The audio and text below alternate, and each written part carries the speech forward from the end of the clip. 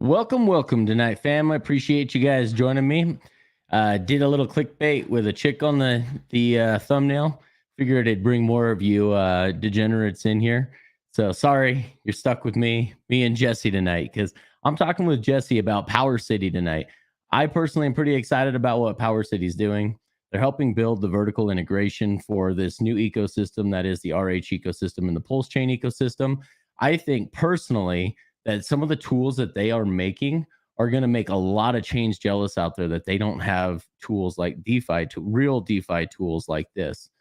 The opportunity to gain passive income, to charge fair fees for the tools that they provide, that I think will actually potentially make you more money depending on what you guys have done with your own finances and how you guys decide to move forward with these protocols.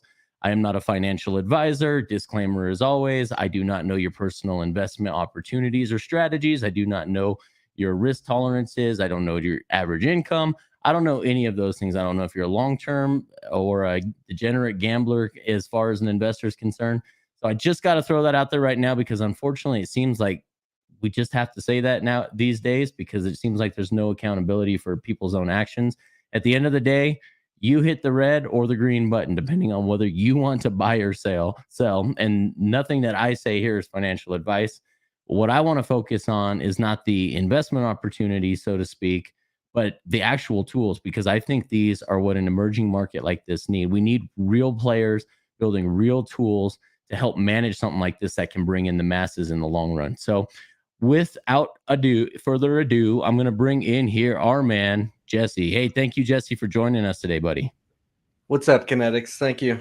Yeah, man. It's good to see you. We don't get to talk enough. We're both busy in everything that we're doing here. You know, you guys are, I love what you guys are doing. You guys have the skill set. You guys have the team to be able to do the things that I personally can't do. So our team focuses on the things that I feel like are in my wheelhouse, the things kind of that won't directly I guess, pump everyone's bags, as some people in this community would say, that will be directly a way for people to monetize. But I do want to help build out the systems on the back end where legacy hits finance, helping people set up their wealth strategies after they've made money in crypto. And you guys are focused on the tools that are going to help them do it on the blockchain. That's the important thing. You guys are doing what's on the blockchain. And so we need people like you guys to do that.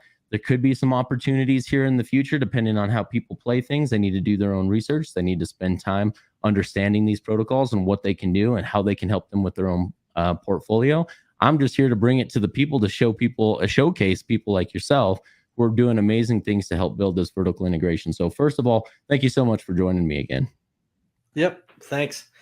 So the team at Powercity, you know, we love Pulse Chain, and we knew that people had to build tools and services that other blockchains have if we wanted it to thrive, right? You can't have, you know, contrary to popular belief in you know, maybe the Hex community, you can't have a thriving blockchain with one coin, with one thing, or two, that everyone's just swapping one for the other and other people are swapping that other for the one, right? Because then you're just taking money back and forth.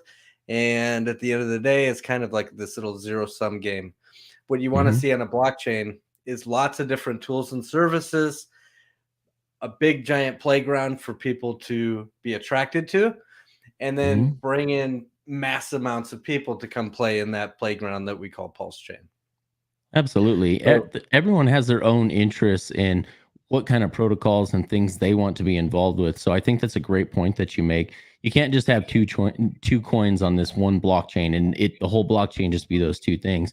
It may not appeal to every investor. Besides, we really need those tools like what Powercity is building, to be able to bring in more sophisticated investors and be able to give different investment opportunities and or ways for people to manage their own portfolios and their money by, you know, in any given way that seems fit for them. And I think you guys are doing that.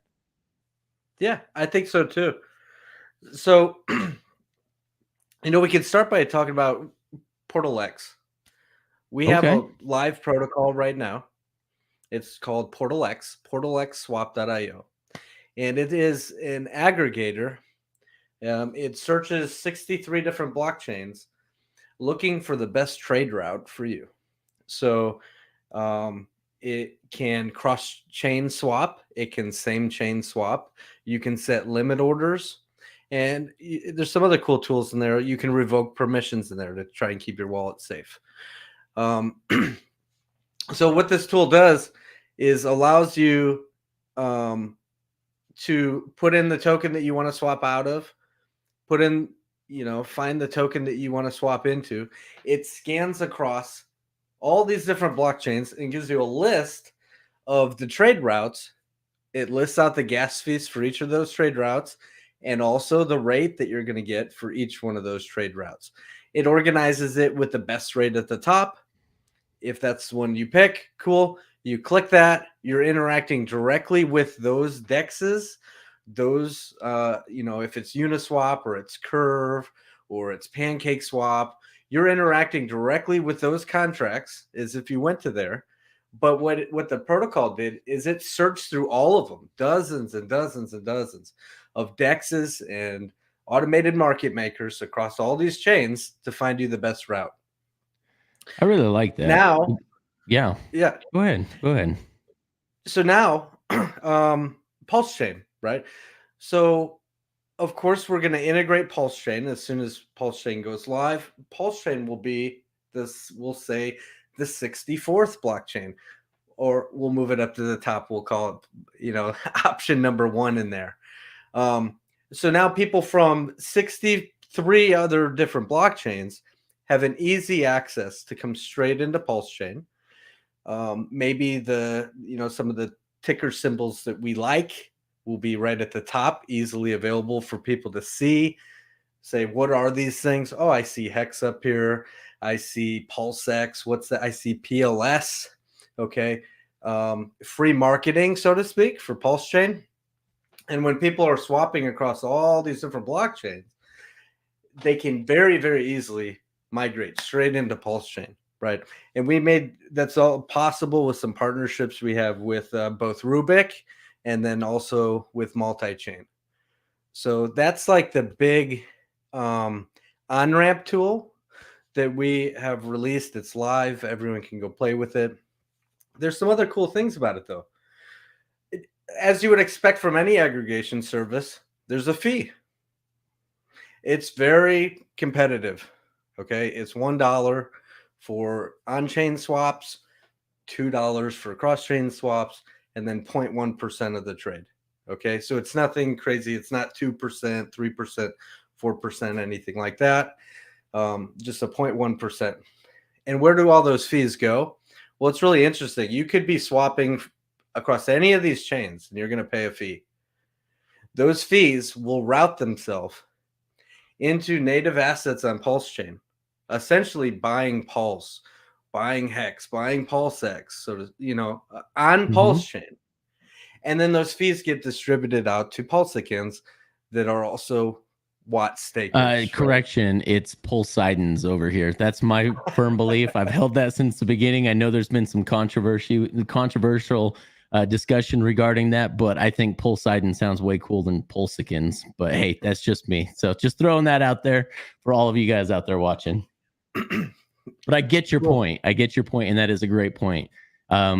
If you have more, go ahead and continue, because I have some questions, but I think you're answering some of my questions right now. So I'm gonna go ahead and let you continue explaining it for those out there who aren't familiar with Powercity. Yeah, so we could have built this and said, you know what, we as a team want to collect 100% of the fees, and which is what you would expect of most aggregators that you go find. You pay a fee, the fee goes poof, you don't know where it goes. It goes to, a handful of people who built the protocol, and you never see it again. What we said is, well, we want the vast majority of all these fees to flow straight back into the Pulse Chain ecosystem, buying up Pulse constantly, which has some byproduct effects of the PulseX buy and burn gets affected from that. Pulse is continuously being bought constantly, and then those assets go straight back to the Pulse community. So the fees are collected anywhere across any different blockchain. The fees route through, and the fees get dispersed among the Watt stakers, who are people inside the Pulse community. Okay. Well, I really like that idea. And there's several reasons why I like that idea. The first reason I really like that is it gives some incentive for people, whether they've been in this community a long time or they're just joining this community with us. It gives them an incentive to stay with you and continue to use your services and to stake in your protocol and to make sure that there is some kind of brand loyalty, so to speak, versus all the other aggregators out there that it's obvious that and there's nothing wrong with dev teams making money. I'm very much a capitalist. I'm a dirty capitalist. So I believe that you should be paid for your efforts. There's typically expenses such as people and hardware and offices and things of that nature that need to be paid for these operations to continue. So I have nothing against that. But I think what you guys are offering is revolutionary because you're literally paying back the community that pays you homage. So I really appreciate your guys' loyalty to this community. You guys have been great actors from the beginning. You guys have been here just like me since day one, or most of you have. I believe all of your team has been here, or all at least been following the development of Hex before it was even Hex, back when it was Bitcoin Hex, and you guys were all in the Telegram rooms. But I know for the last 3 years, we've all hung out together. We've all endured the slings and arrows of the criticism of other people that most of the time it's not even Hex that they don't like. It's the founder, Richard Hart.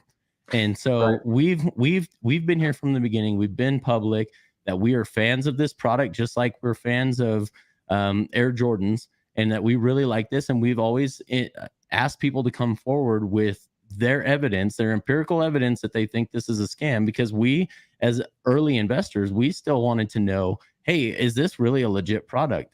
And the more things like these tools that you're building are being built and stacked one on top of each other, the more this ecosystem is being built, the more it's proving to the world, in my opinion, that we're here to stay, that we're not going anywhere, and nobody is out here to take advantage of anyone else, but to build a new decentralized financial system. And I really like that you guys are willing to give back to the community that you serve, and it ultimately serves you guys, and bring that brand loyalty, maybe even become from someone who isn't from this community, see that you guys are offering rewards for using such a great service. I mean, I don't know any other aggregators that have that many cross-chain as well as cross AMM aggregation like you guys do. Do you know of any others out there that you would even consider a competitor in that regard? Well, I can't even call Rubik a competitor because we're partnered. They're helping us do this. We're partnered with them, right? Yeah. So, in fact, had a meeting with them today about some AMAs and stuff that we're going to be doing with them. So, no, great. there is nobody else who competes and does what we do with 63 different blockchains. Hey, fantastic. And I know you guys have got a lot of other tools that you're building on top of this, especially to keep people and their wallets safe. Can you, I'm sure you know which particular one I'm alluding to, and maybe I'm missing some, but can you tell us what it is you guys have built into this protocol to help people stay safe and not have their wallets drained? Yeah. So whenever you interact with a token, so you've got a token in your wallet and you want to do a swap, or you want to do a stake or something with a token, you've always got to grant permissions for that token to get spent inside that protocol. And that's called opening an approval, right? You open an approval when you go to stake Hex. You open an approval when you go to swap a token on Uniswap. People are constantly opening approvals. Otherwise, you can't do anything with the tokens in your wallet. But what most people forget to do is to revoke any unspent permissions.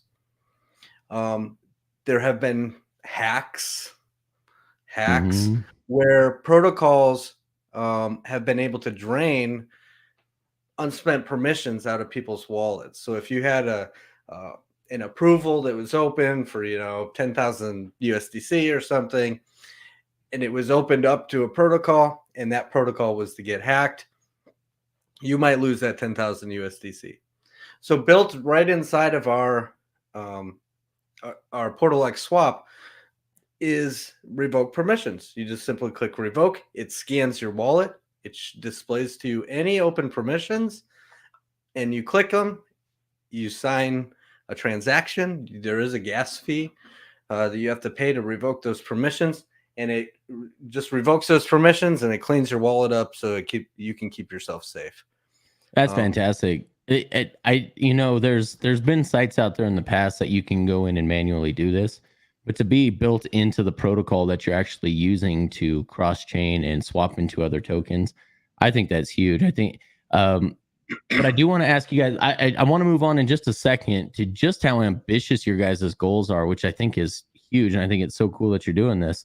But I want to talk about on the Pulse chain. What is going to be the premier AMM that you guys are going to look for first to route through? Oh, absolutely, PulseX. Well, that makes sense, right? The largest I mean, AMA. it's going to house a lot or most of the liquidity of the tokens. It's not going to house all of it. People need to understand the Fixer bot is not hitting all of the pools. I don't think it's hitting the Curve pools or the Aave pools. And there's some other obscure pools out there on Pulse Chain that community members will be able to get a large sum of tokens from some of these pools. And we already know there's other AMMs that will be launching, right? We've heard some announced in the community recently. You've also got the Fiat, which is an Aave fork. They're going to have their pools and stuff. So you will have tokens not just on PulseX that might house the most liquidity. That doesn't necessarily mean it's always going to have the best rate. Yeah. There is going to be price differences across all these things. It's going to take time for people to build bots to arbitrage them all. So in the meanwhile, you might think you're getting the best route, the best trade by going straight to one of them, such as PulseX. That might not necessarily be true. So our tool will simply do a check for you. It'll scan across all of them. It'll display which one is the best route. Maybe it's PulseX right there at the top. Cool. Click it. And you're getting the best trade for your, the best rate for your trade. The best rate. Yeah, absolutely. So I want to visit real quick here, unless there's anything more you want to say on that matter. Because I don't want to cut you off because you're a wealth of knowledge, and I want you to give you the correct amount of time to discuss these things. So if there's anything that I've rushed you past, feel free, please stop me and say, hey, real quick, let me touch on this one last time before we move on to the next thing. Let me see. Davis, I don't think this is the right stream for that, but thanks for the $9.99.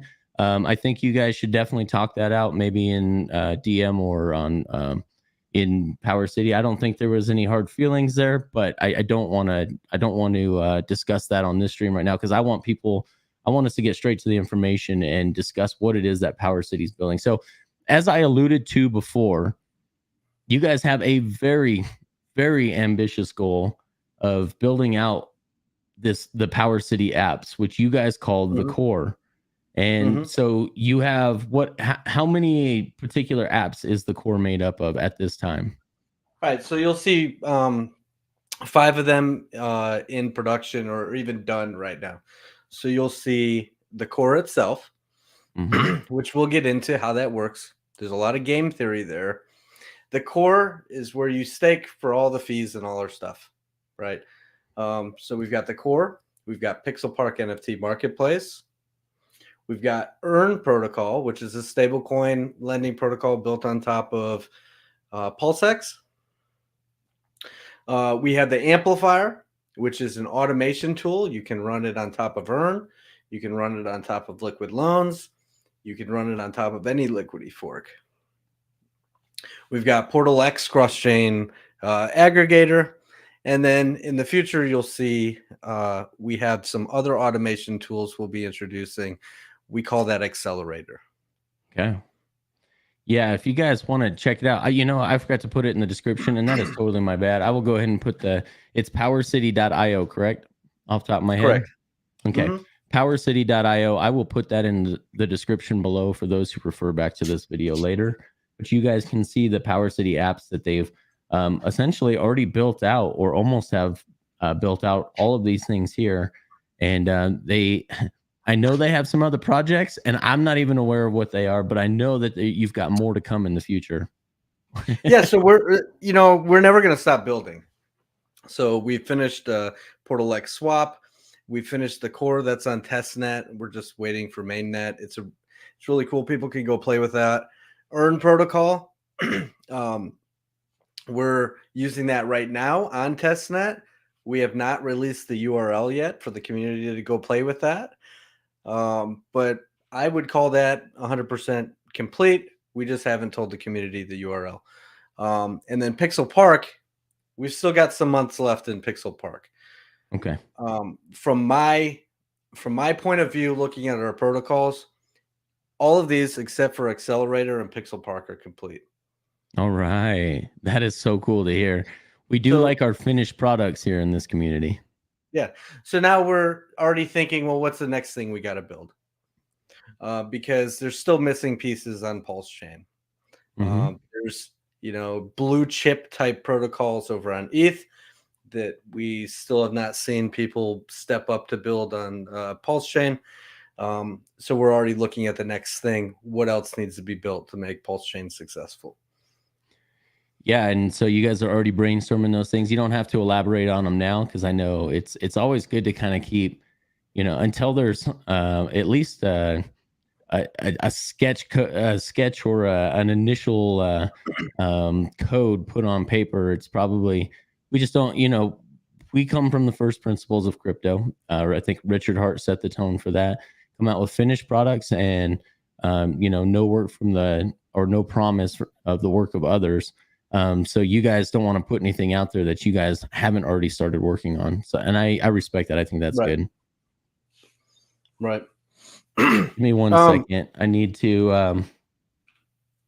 to silence Dorsey in the chat again. He's hating on my pulse items. So we'll just have to put him in timeout again real quick. Okay, perfect. Go ahead. So let's talk about Earn Protocol for a sec. Please, yes.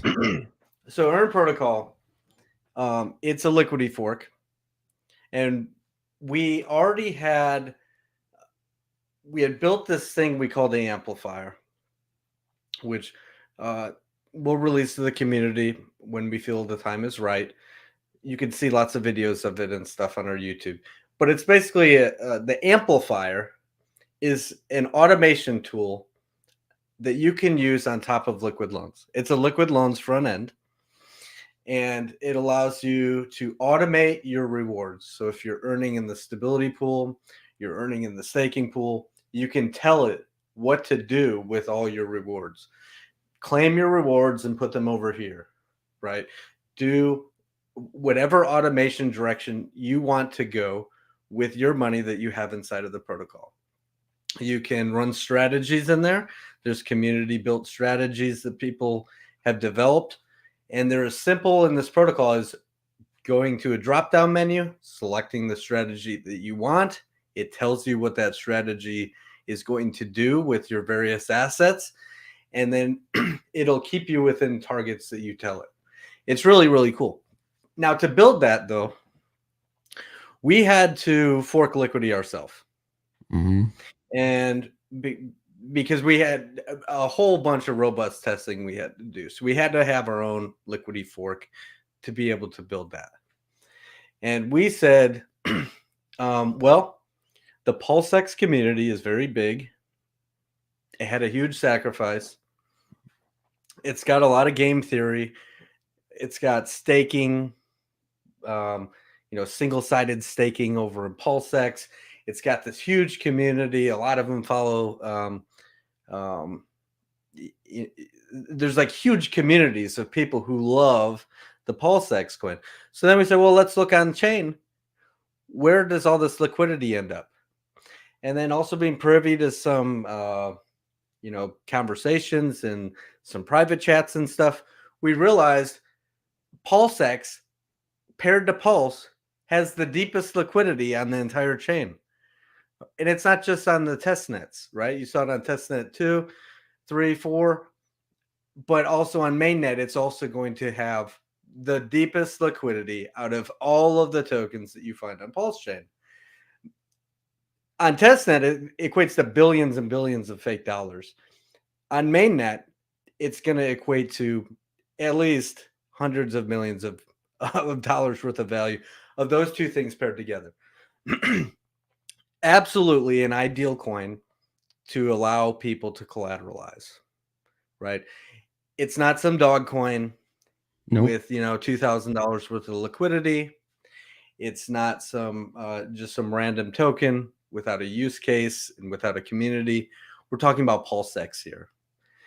Huge amount of volume is going to be flowing through PulseX. There's these buy and burn mechanisms. It's absolutely perfect to say, hey, there's a ton of people who don't really want to sell that, who can mint some stable coins, put those stable coins to work for them. Either they pair those stable coins to other stable coins, or they put those into a stability pool so they can earn some rewards and potentially liquidations. And then you've just created a native stable coin to Pulse Chain. So similar to what's already happening with liquid loans against Pulse, now people who like PulseX token have the same options to run the same strategies and do the same things with their PulseX coin, right? So that's what Earn Protocol is all about. Well, and your Earn is gonna. You said you're gonna be able to automate. So you're gonna. Is that giving permissions to the protocol to reinvest dividends and or send them to the wallet, and for you to be able to swap them later? How does that automation work? And what is the mechanics behind that? Just to be clear, Earn Protocol by itself, you can run without any automation. Okay. All right. We have a vanilla front end that has no automation inside of it at all. Okay. You mint your own stable coins. You top up your collateral. You pay back your loan. You stake your own tokens. You claim your own rewards. You do everything yourself manually. Okay. But should you choose to use Amplifier, yes, you open up some permissions. It's still your keys, your coins. You generate your own smart contracts that automates your own the functions inside of Amplifier. So you can run Earn Protocol inside of Amplifier. You can run liquid loans inside of Amplifier. You do give permissions to that protocol. Not to us, not to me. I don't have the ability to go do anything with your tokens, but you give permissions to a smart contract to be able to route your tokens where you want them to go. Good. Yeah, I just think there needed to be a little bit of clarity just from what I've seen out there. And I don't think I was the only one with that question. So thank you so much for answering that for us, because I think automation is going to be one of the things that several projects out there right now are vying for. And I think and with good cause, because that's what our community is asking for. You take guys like Red Squirrel that just absolutely come up with, and Neil, Neil T-Shares. You get those two guys. I guess they got a new 100 point strategy that they're coming out with. And it's great to be able to reinvest dividends, take a portion out, put it into something else that creates more dividends or some kind of earn. And I love that you guys are building not just the automation tool itself, but the protocols and the front ends in which you guys can actually be able to make these strategies possible. So I'm a big fan of real estate because by the way, I just want to disclaim out there, I do not like tenants and toilets. So I have a property manager that does these things. Crypto solves this. There's so many ways to earn in crypto nowadays to get trustless yield with no admin keys, immutable code. And I love that you guys are building more options for that and tools for that to be a possibility. Yeah, absolutely. So Earn Protocol is a little bit of it's its own ecosystem, right? It's a stablecoin lending system. It's its complete ecosystem. I will throw out there that the minimum mint size is 500 stable coins. Okay. Over on Liquidity on ETH, it's 2,000 stable coins. Yeah. So if you wanted to over collateralize yourself, if you're choosing to mint some, and you wanted to, 1000x your collateral health, if you want 1,000% rather collateral health, you would have to have 20 grand right? Just to play around in the protocol and keep yourself at that collateral health. Yeah. The only reason that the minimum mint size on Liquidity over on ETH is 2,000 stablecoins is because of the gas fees. There's a function inside of Liquidity. It's called redemptions. They have to make it appealing for people to do redemptions because that's how the stablecoin pegs itself back to $1. Yep. And which is a really cool mechanism, by the way. The stablecoin is always redeemable for $1 worth of its collateral, right? On Liquidity, $1 worth of ETH. Liquid loans, $1 worth of Pulse. Earn protocol, $1 worth of Pulse X. You can always click redeem if you have stablecoins. If you want to, you can click redeem, and the protocol will spit back out at you $1 worth of that underlying collateral. But on ETH, if the minimum mint size was too small, say 500 or 200 or whatever stable coins, you could actually get into a situation where you have way too many small vaults stacked up at the bottom at the lowest collateral health. Then you get a big guy that comes along and clicks redeem, thousands of stable coins. And now, similar to the S-load function on Hex, where it becomes gas inefficient to even end a stake, what happens in Liquidity is it scans through all those vaults to try and fulfill a redemption. And it does a bunch of math, and the gas price goes through the roof, thousands of dollars to run one redemption function. And now it's no longer profitable to do a redemption. Yeah. So the actual peg mechanism is at risk of failing because of the gas fees on ETH. Yeah. Over on Pulse Chain, that's not an issue. Gas costs fractions of a penny. Even if it was to run up to like $1 or even $5 to do a single transaction on Pulse Chain, which should be years and years and years out in the future. Yeah. It's still efficient to do redemptions inside of Earn protocol with a minimum mint size of 500. So it's perfectly safe.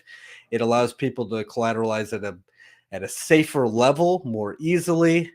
It reduces the barrier of entry to new people who just want to try out the protocol, get their feet wet.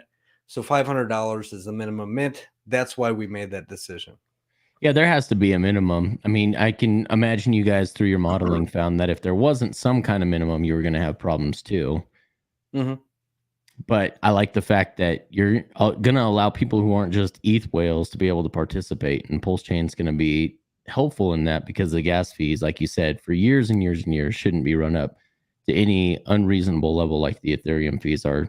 Pulse Chain just can't come quick enough for that reason. The gas, especially the memes the last couple of days, the meme coins, I saw gas over 200 at certain points. And I'm like, man, those of us who have, legitimate hex stakes and are trying to run legitimate protocols, we just can't do anything right now. You're trying to wait till weird times of the night to do it. And, or you're just saying, I'm going to eat some of that cost, and you're not nearly as profitable when you're running some of these transactions. So Pulse Chain can't come quick enough. And I'm glad that you guys are building over there. And I love that you guys are building in anticipation of being able to utilize these tools in ways that we haven't been able to see on ETH strictly because of the S load and the gas fees. I do have a question here from Rax Ropes. Can any PLP token from any pair be staked in the core, or can it only be a watt pair PLP used to stake in core? Can you maybe elaborate a little bit on particularly which app he's talking about? And then go ahead. So I'll answer his question so he gets his answer. But then I'll explain to the community what is the core and how it works. It's really cool.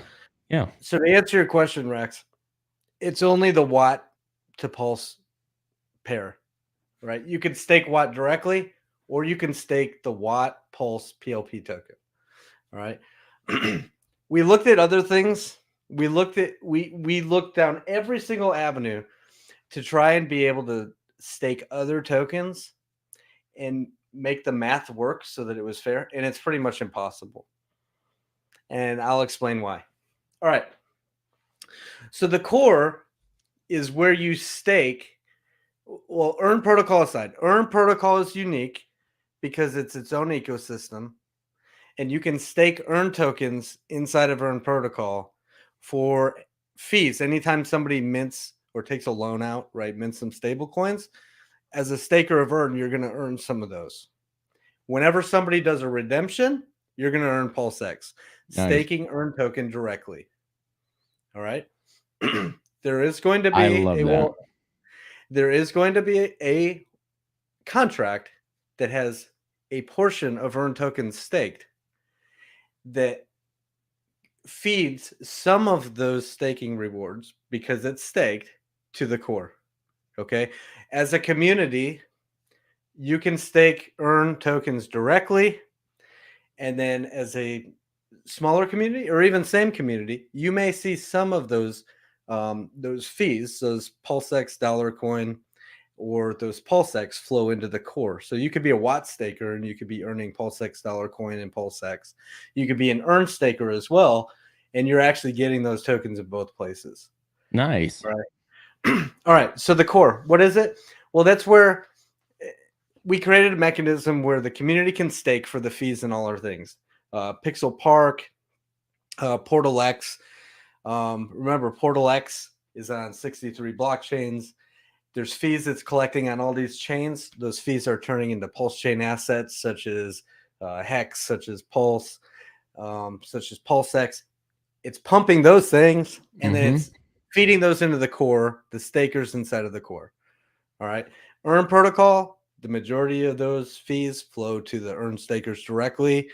There is a contract that is also staked in there, so it's also collecting some of those fees and feeding some of those into the core. Love it. For the Watt stakers. Now, for those that have a Genesis stake, the first people into the protocol, a list of addresses that we like, okay, that has a claim waiting for them on day one of the protocol.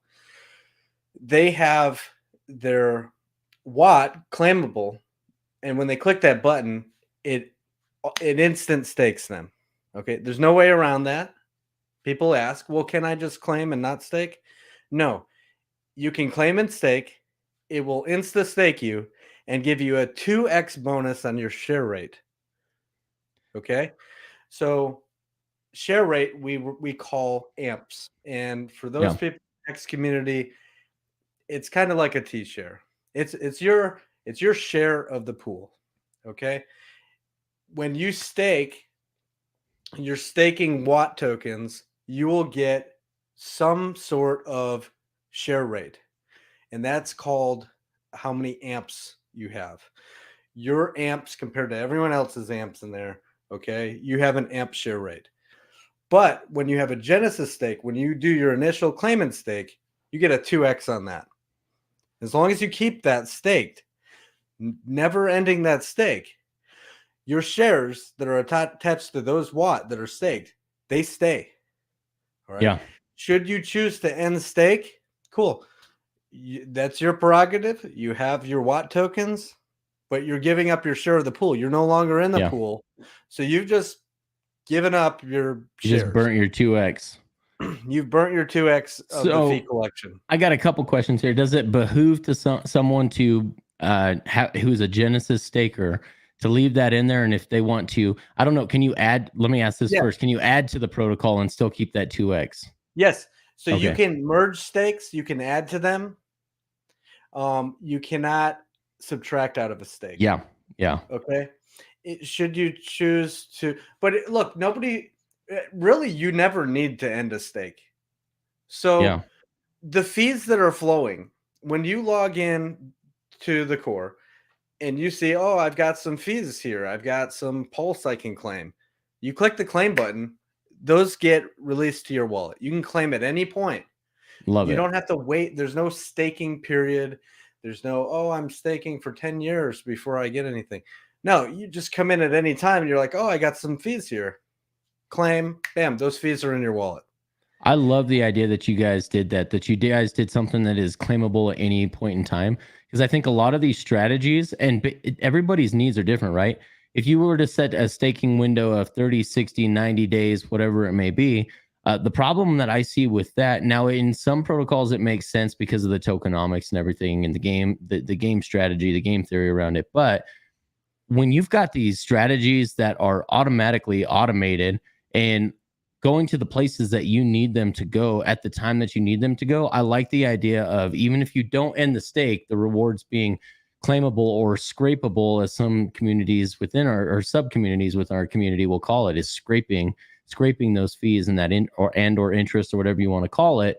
Then I like the fact that it won't stop your automation from going forward and putting it in the places that your strategy has already predetermined and programmed to go. Absolutely. Yep. Now think about this too. You don't ever need to end your stake.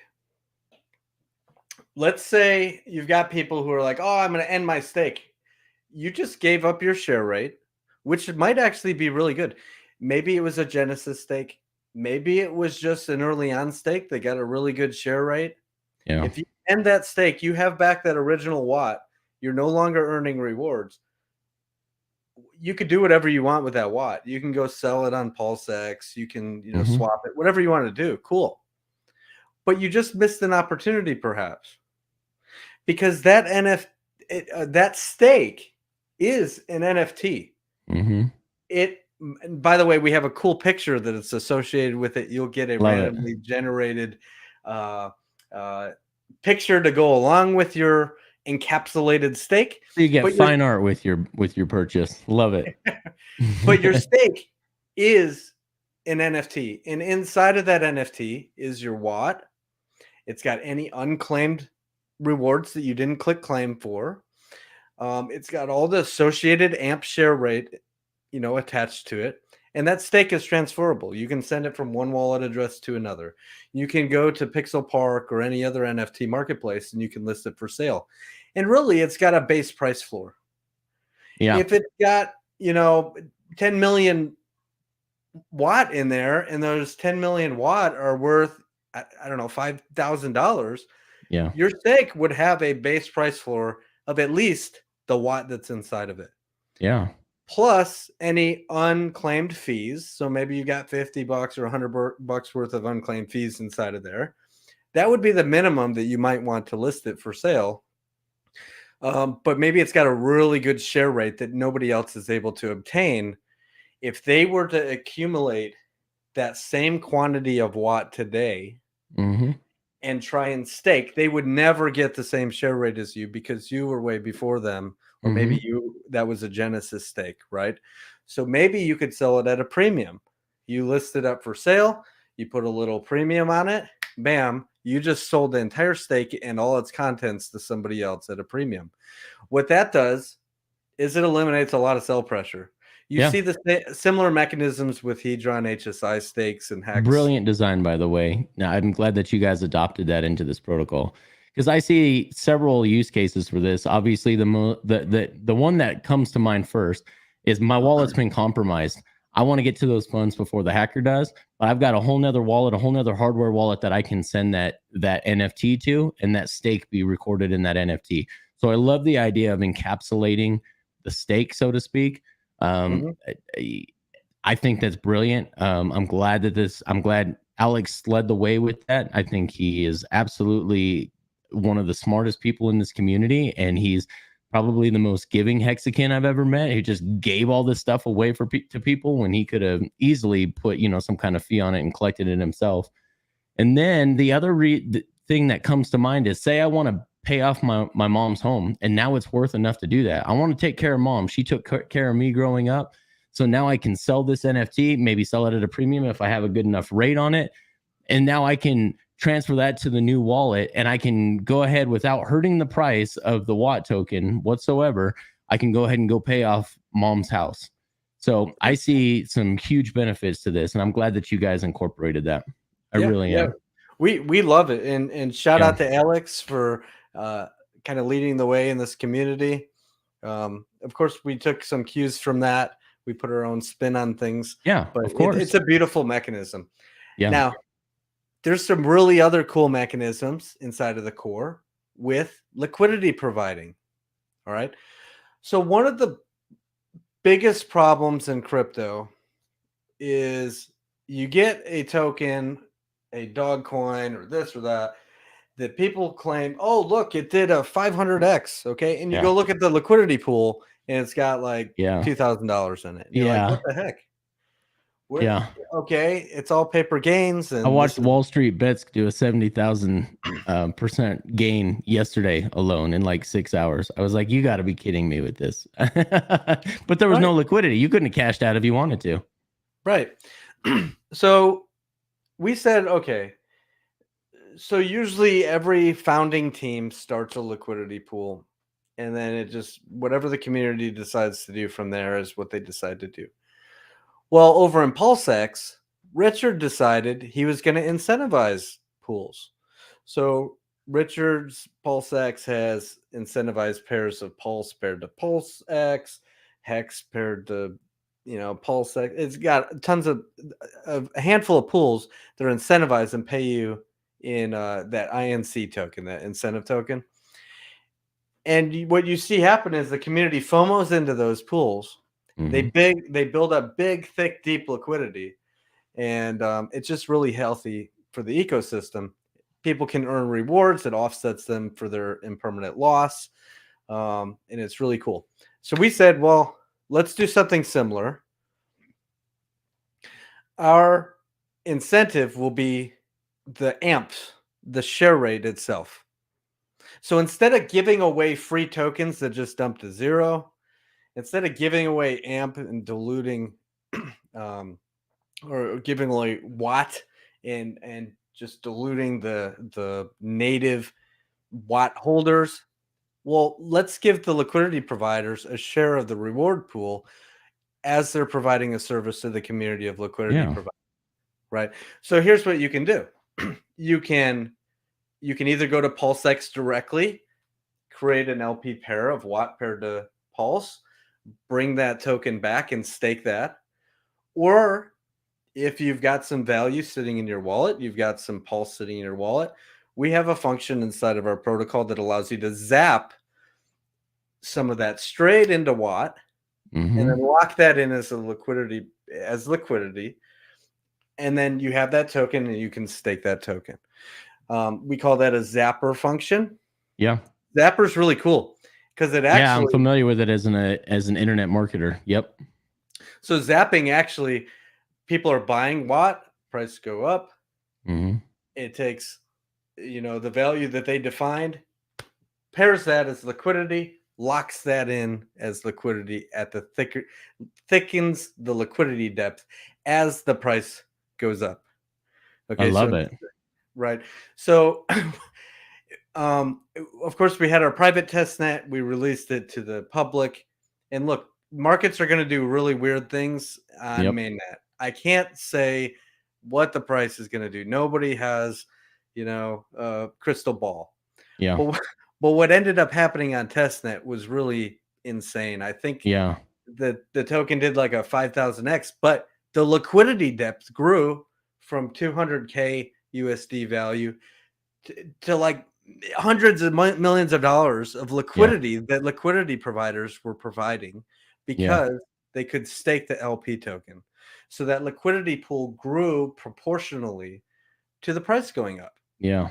And that gets rid of that problem that you see in a lot of dog coins and stuff where, oh, wow, the price went up, but there's no liquidity for anybody. Yeah. No, I like that you guys have solved or figured out a mechanism to solve that, to alleviate that problem.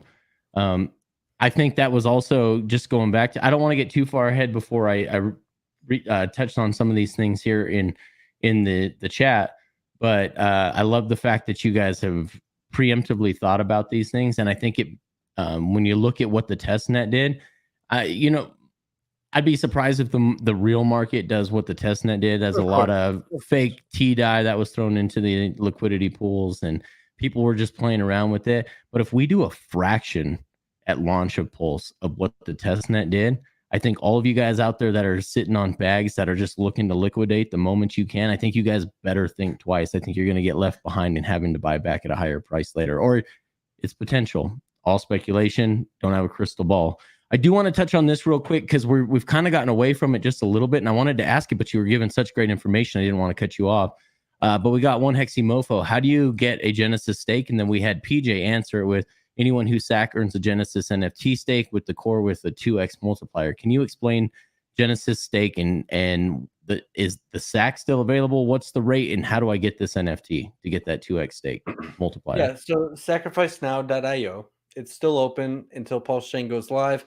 Then we're going to have a short countdown timer. We haven't released how long that countdown timer is going to be, but it's not going to be, oh, Richard Hart tweeted Pulse Chain's live.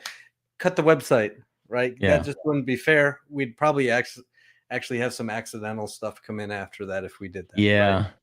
So sacrificenow.io is live.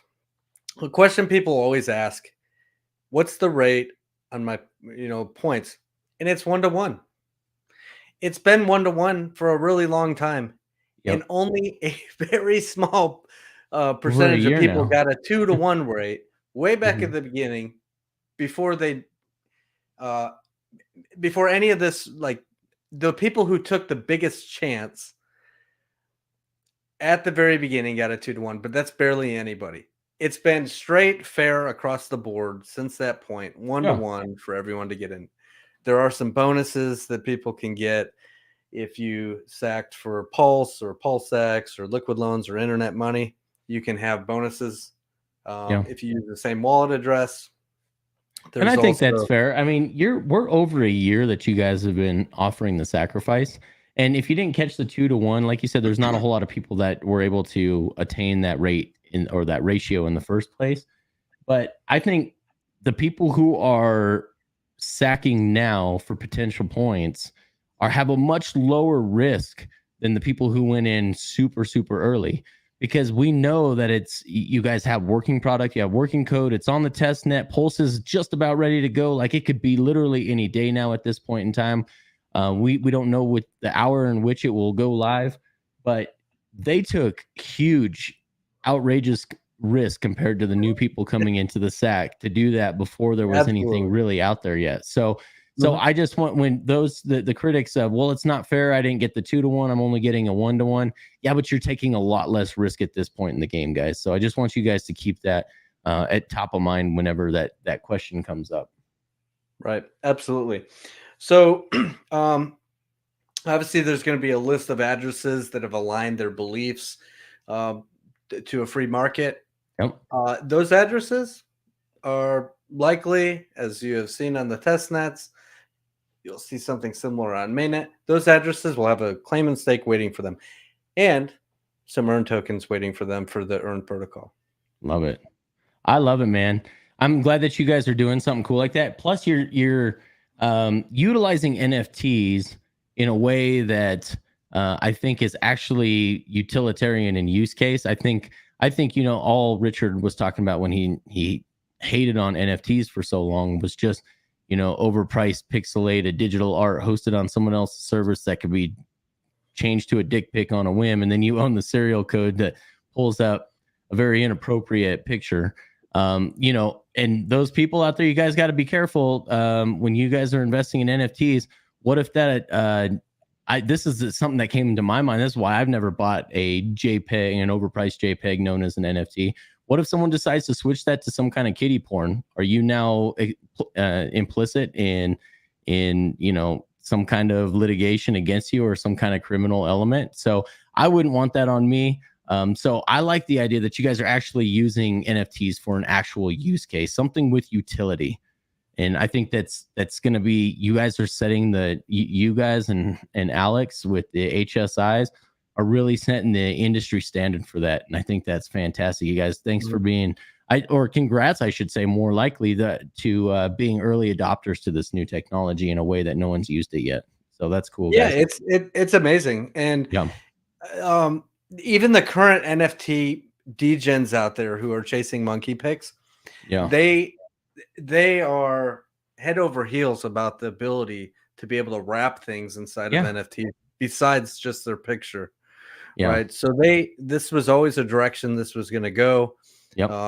And there's a lot of Kool-Aid. He's got some really cool ideas on wrapping assets and NFTs too. And I know he's talked behind the scenes with a lot of teams, including yours. And so, Kool-Aid, kudos to you and being a forethought or someone who's a thought thinker when it comes to using these as a forethought. I do have a question for you from Davis, Jesse. Jesse, has there been bug bounties offered to find holes in the finished products? We had a discussion about bug bounties, and so our things are being audited, and the community can always, try and poke holes in it, look at the code and poke holes in it. Our lead dev architect, he is one of those guys who has run around and chased after bug bounties, trying to get free money. And the way he explained it, there's all different layers of what's actually a bug versus not a bug. Yeah. And sometimes these bug bounty guys, that they just run around and they find things that aren't even really bugs.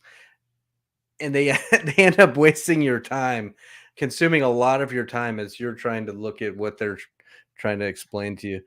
And as long as you've been audited, as long as the Pulse police have dug through your code and guys like Alex are opening it up and looking at it, there's not necessarily a need to have a bug bounty program. And with a mutable code, sometimes it's a little bit irrelevant. Yeah. Because you can't change it anyway. What are you going to do? Yeah. I have some more points here. I wasn't going to touch on this, but because PJ brought it up, I think it needs to be talked about. So if someone from the team is going to talk about it, then I think it's fair game. Buy, sell, trade, and take possession of your tiny home via the blockchain. Yeah. Explain a little bit about that. So Boxable, multi-billion-dollar company, they went from being a very small company to being a multi-billion-dollar tiny home company in just a handful of years. They sell these tiny homes that just unfold. Guys will come in and set everything up inside of it, but it unfolds and you place them wherever you want, and you've got your tiny Elon home. Musk is living in one right now. Yep, absolutely. Well, we know those guys, and they are launching through a partnership through some of our founders here. They are launching an NFT collection on Pulse Chain. Those NFTs are redeemable directly through their company for a tiny home. So you can buy a tiny home on the blockchain. You get your NFT. When you choose to redeem that, you contact them. They essentially take possession of that, burn that NFT, and you pay the shipping, and the house comes your way. And there is a waiting list. There's a huge demand for these things. Yeah. When you buy it in that fashion, you go to the top of the list. I love that. So it's a really cool way to purchase, something that you might otherwise wait a very long time to get if you were to try and purchase with cash, for example. Yeah, yet another utilitarian use for these NFTs, something that gets you real world value off the blockchain. And I think that's really cool. You guys have moved forward with that. Congrats on that partnership. That's cool. I'm glad you guys had some networking in on there. Those guys are awesome. I've thought about buying 100 acres out here and subdividing them. And in our county, it's pretty lax in the things that you can do, and just start throwing up boxable units. But unfortunately, there's quite a waiting list. So it's neat that you guys are offering cut to the front of the line with an NFT. Pulse Jesus, shout out to our in-house devs at Powercity. They are amazing. We couldn't do it without them. I thought I'd give them a shout out there. I love that comment. So Falcon Crypto does ask, how can I check if I sacrifice for Powercity? I will say it's been pretty tedious with all the projects sacking, so it'd be nice to be able to go back and double check. Tell us how we can do that. Well, there's a community built site. It's called hexpulse.info, and you can go check your wallet address there. We just got to click the button and you'll be able to use it. We have also built a sacrifice checker at sacrificenow.io. So soon, once me and the other founders and team agree that it's ready and it looks right, you could just go to sacrificenow.io, plug in your wallet address. it's really cool. It lists out all the different times you sacrificed, what the values were, what tokens those were, what points that did that wallet address have, any bonuses applied, what do those bonuses accumulate to. Really cool. Yeah. So just stay tuned for that. We're looking at it on the back end. We just got to flip a switch and you'll have it at sacrificenow.io. I love it. That's great. Yep. Crypto Kool-Aid, he beat me to it. He actually posted this comment before we actually started talking about real use case of an NFT. That's awesome. Crypto Kool-Aid's been a big advocate for wrapping assets. And so I'm glad that he was here to put in on that. So yeah, can you guys get a partnership with Teslas? That'd be fantastic. Because I have a deposit out there right now for a Tesla Cybertruck, and I would gladly buy an NFT from you guys to be moved to the front of the line on that one. So, well, I don't know if there's anything specific that you still wanted to talk about that we hadn't touched on yet, but I want to give you the opportunity to speak on it if there is. Yeah, that's pretty much our ecosystem. We've got Pixel Park, which we're keeping close to our chest. There's seems like 5 other NFT platforms launching on Pulse Chain. Yeah, there are. We're trying to keep we've been building our thing for well over a year now, and it's got some really, really cool stuff in there. Obviously, you've heard some of the NFT things that little side partnerships we've done to bring real world use case to NFTs. But inside of there, you will find some cool tools for the degens and the monkey guys too. All right, cool. There's always going to be that community that they find Pulse Chain because of Pixel Park and their 8 pictures that they really want. Right. So stay tuned for that stuff. That's our biggest build. We think it's going to make the most revenue. If you think what we've built already with Portal X Swap.io is cool, or with the core where you can earn the fees or earn protocol, you haven't seen Pixel Park yet. It's big, right? And if you go look at OpenSea.io, or you go to LooksRare.io and you look at those NFT platforms, they don't have anything compared to what we are going to be launching. Love it. So stay tuned for that stuff. Yeah, man. Well, I appreciate your time today, brother. If there's we're going to have to do some follow-ups here in the future once things are live. We can look at what kind of fees are going through the platform, what wallets can expect per so many watt token, what the amp rate is looking like. There's going to be a lot of things to follow in this, and I think I know a lot of people are excited to follow this as it goes live, myself included. And in fact, I unfortunately was not a 2-to-1 sacker, so quite honestly, at that point in time, I was like, man, everyone wants a sack at this time, so I didn't participate. Now I'm kicking myself later. So at least I know there's not as much risk, and I'm okay with taking it in the shorts a little bit on not being early, because I think we're still so early, so early with what you guys are building and what's going to be available in the way of tools and potentially passive income. So I really, oh, this is cool. PJ says, working on one with a different dealership kinetics. It could happen very soon. Meeting Thursday. Okay. Well, we'll have to check in with you on that here in the future. So I really appreciate your time today, Jesse. Let me know if there's anything else that we can do in the way of bringing more information to the community, because you know that it's really what the Discourse here is for, is to help inform the community and give us all here in the community a place to discuss things and try to hash things out and try to figure out what we think would be the right thing, the right way to move this whole community forward. So appreciate you. Cool. Thanks for having me on. Yeah, man, definitely. We'll talk to you soon. You guys have a great night. Bye, guys.